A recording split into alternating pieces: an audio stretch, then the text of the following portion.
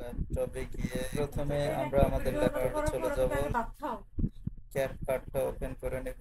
ক্যাপকাটটা open করে নেওয়ার পর এখান থেকে একটা কিউব নিয়ে আসলাম। কিউব নিয়ে আসার পর আমরা মডিফায়ার মোডে গিয়ে বন্ধ করে রাখো এটা দেখো সেভ হয়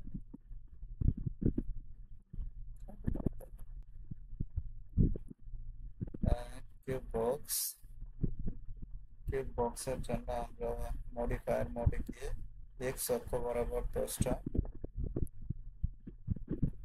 কিউব তৈরি করব এবং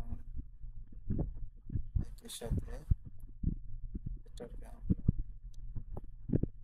ওয়াই অক্ষ বরাবরও দুইটা 10টা কিউব তৈরি করব। এর জন্য আমরা আবার মডিফায়ার মোডে গিয়ে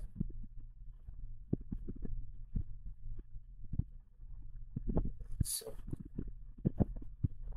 বরাবর 10টা কিউব তৈরি করবো। এর জন্য এক্স অক্ষ বরাবর আমরা 0 করে দেবো, ওয়াই অক্ষ বরাবর 1.2 গ্যাপ দিয়ে আমাদের এক্স এবং ওয়াই অক্ষ বরাবর 10টা করে কিউব তৈরি হবে। এবার আমরা একইভাবে অ্যাড মডিফায়ারে গিয়ে জেড অক্ষ বরাবর 10টা কিউব তৈরি করব।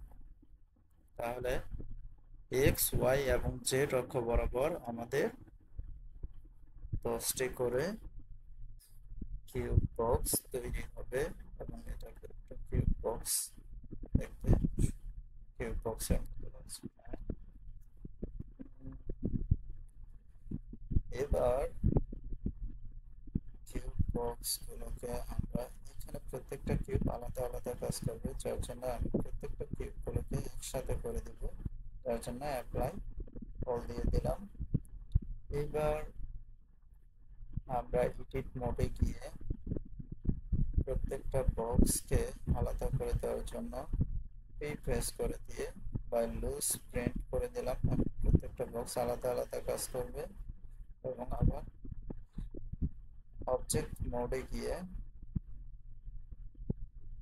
আমরা প্রত্যেকটা বক্সের অরিজিনকে আলাদা করে দিলাম,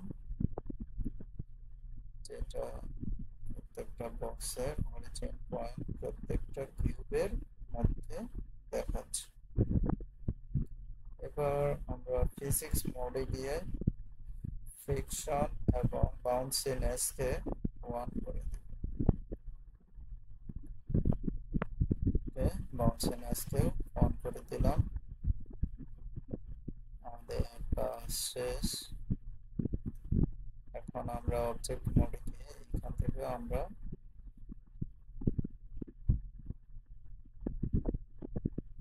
করে দিলাম।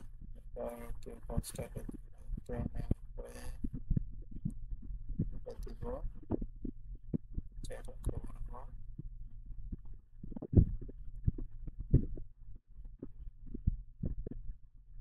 এবার আমরা কিবোর্ডে মাউস কিবোর্ডে স্পেস বাটনটা প্রেস করে দেখলাম একটা সেটা করতেছিল, তাই আমরা আবার প্রেস বাটনটা এটা কাজ করছে।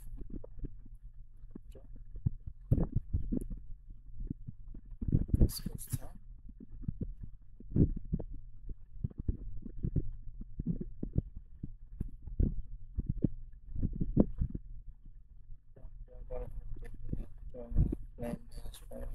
যদি আমরা জুম করে দেখি প্রেস করে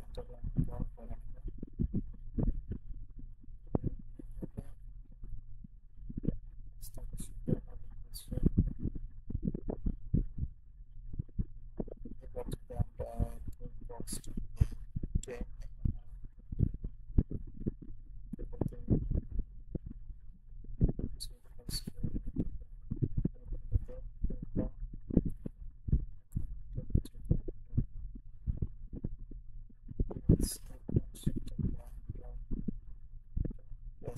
অ্যাক্টিভ মোড আছে, এটাকে যদি আমরা বক্স করে ছেড়ে দিই তাহলে বক্স ঠিকঠাক করে নিচে চলে যাবে।